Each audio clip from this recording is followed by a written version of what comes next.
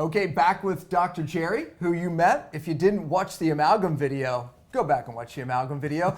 But we're here as promised with the mouth-body health connection. Yeah. And I also promised them we were going to talk a little bit about fluoride, because you threw that in. And I'm like, okay, we have to talk about fluoride.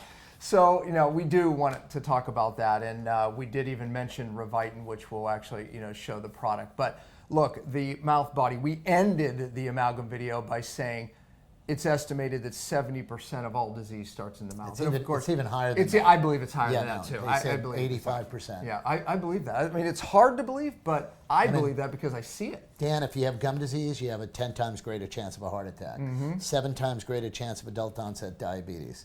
Men with severe gum disease, 67% higher incidence of pancreatic cancer. If you're a young woman, childbearing years, and you're pregnant, you have a 700% higher chance of having a premature low-weight baby that are most often born with developmental problems like cerebral palsy and other things. Everything from Alzheimer's to colon cancer even has a link to the mouth. Bad root canals, cavitations. Of course, we talked about amalgam fillings, the mercury danger. But here's a topic that we haven't talked about, the microbiome. Did I lose you yet? What is the microbiome? Okay, you probably know the microbiome is related to the gut, most people. Here's a better word for you, probiotic, right? Everyone takes probiotics to fix their good gut bacteria. That's the microbiome. But I'm going to say this, probiotics, it's very good for certain things, but Jerry, the microbiome starts where? It starts in the mouth. That's right. And it's the gateway. The mouth is a gateway to total body wellness. Healthy mouth, healthy body. So I have a book that's coming out in March of 2017 called The Mouth-Body Connection. And we get into all of these links between what's going on in the mouth and the rest of the body, and with a specific focus on this ecology. Bacteria. The bacteria, 6 to 10 billion bacteria, about 700 different species that literally keep us alive. So most people today have a dysbiosis, meaning not a good balance of bacteria in their mouth today, right? Amalgam fillings causes it. That's mercury killing off good guys, right? Fluoride, does it kill, Well, fluoride's a really interesting, and that was the first thing you mentioned in this segment, and I just want to touch upon it because there's a lot of science that's come out. We have 41% of children in America right now with teeth damaged by fluoride. We call it fluorosis. And the ADA says, oh, it's only a cosmetic problem. Well, teeth and bones are made of the same thing. Skeletal fluorosis is just as prevalent as dental fluorosis. So what does that cause? Well, what is fluoride? Fluorosis, by the way, makes your teeth more prone to decay, the very thing you were given this toxic chemical to protect you from. And it is a toxic chemical. It's listed as a toxic chemical. Of course. As a matter of fact, the aluminum industry pays millions to get rid of it. It's so toxic. Yeah, and that's not even fluoride. That's really hydrofluorosilicic acid. Which is in the water supply. And it also has a beautiful effect of leaching lead out of pipes in municipal old buildings and in cities and things like that. You look at Flint, Michigan. Yes. The lead problem in Flint, Michigan is exacerbated and possibly caused by hydrofluorosilic acid that's added to water in these communities. Which pulls the lead out. Yeah, and so we see this corrosive effect of that. Well, in the body, fluoridated water has been linked to thyroid disruption, Absolutely. hypothyroidism, Bone cancer in boys. Osteosarcoma, that's correct. That was a study at Harvard University. Yeah. This is very prominent, sound research. So we really have to, even hardcore, dyed-in-the-wool, right-wing, scientists are now starting to say, oops, maybe this wasn't a great idea. Yeah. And I have to tell you that the origin of fluoride was a noble effort. We were looking at it as hardening enamel and stimulating something called remineralization. But when we started to see the effects of this, of the remineralization and the hardness, fluorapatite is a very different mineral than hydroxyapatite. Fluorapatite's the mineral that's caused when you introduce fluoride, or fluorine, the element fluorine, which is a very highly reactive, non-radioactive, the most highly reactive, non-radioactive element in the periodic table. Sounds dangerous to me. Yep. Yeah, I mean, but when we look at it, now these folks will run out and tell their dentist this, no, fluoride hardens teeth. It does. And they Yes. see that it hardens teeth. Explain that to them, though, why hard could be more brittle. Well, yeah, I started to explain that fluorapatite is a very different mineral Right, than yeah, hydroxyapatite. And what we find with fluorapatite is it has no flexibility. So as a matter of fact, in the 1980s, after about 30 years of the fluoridation experiment, orthopedics, there were a lot of studies done, orthopedic studies done, New England Journal of Medicine, Journal of the American Medical Association, that looked at hip fracture rates. And they thought that, well, hip fracture rates should be going down, right? The bones are harder, the teeth are harder. Well, hip fracture rates actually skyrocketed exponentially with the introduction of fluoride. Yeah. So osteoporosis, hypothyroidism, Yes. all these types of major public pandemics, really have a link to fluoride. So is fluoride good? We need fluoride because it makes teeth harder. What we're finding is fluoridated communities with higher rates of decay than non-fluoridated communities in some circumstances. So really, it's not about fluoride ending decay. We actually see decay rates rising. That's another story. But fluoridation has not been the success that it was touted to, and actually has so many toxicities linked to major systemic problems that you don't need it. But here's the good news. We have now, in the science of the oral microbiome, found that these bacteria in our mouths live in these communities that keep us alive.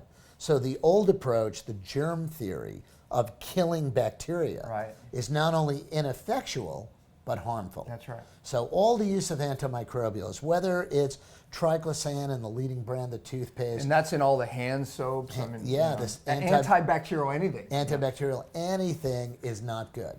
Because the bacteria in and on our bodies keep us alive. They outnumber us Yes. by, in some cases, 10 to 1. Yeah. And the genetic information is 100 to 1. Yes. So what we know now is that there's a very important alliance between man and microbe that goes back from before we were made. Absolutely. So, and Try there's to kill all these guys, whether it's overload of antibiotics or perhaps your toothpaste. Right. Because when we talk about the microbiome here, if you look at the ingredients in toothpaste, there's a lot of killers.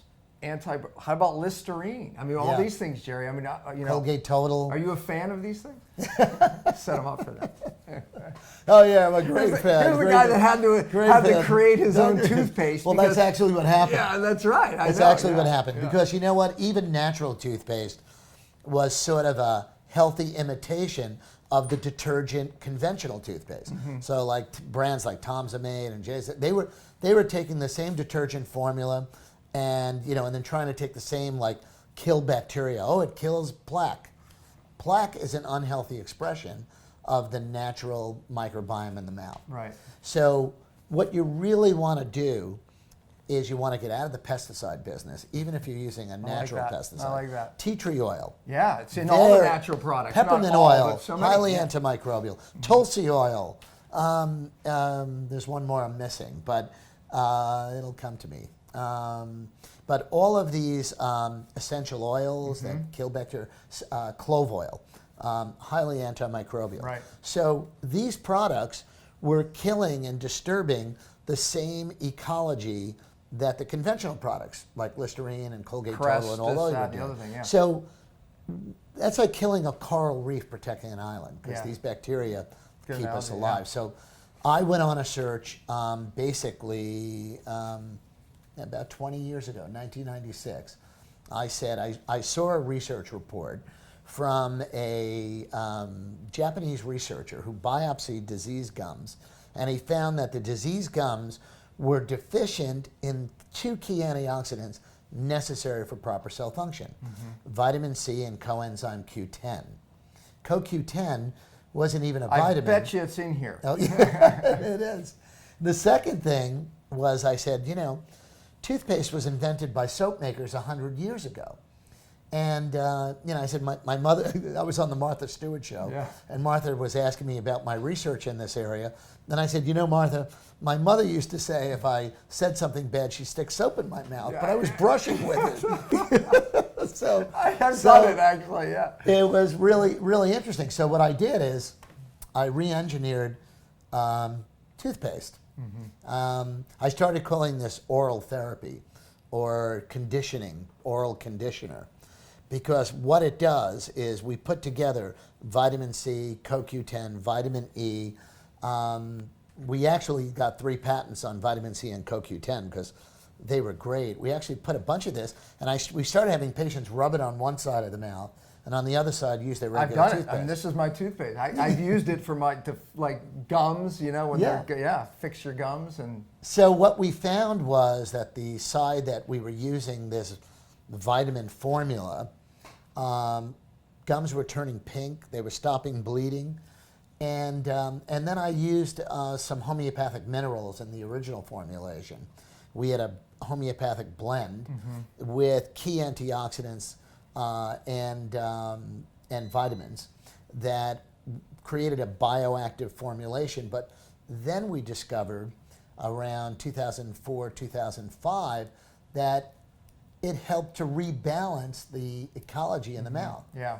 That what was more important than feeding the gums, which we thought was a great thing because of all the deficiencies, what was more important was balancing the microbiome, the Now, bacteria. A lot of people are trying to put probiotics in their mouth, Jerry. Does that work?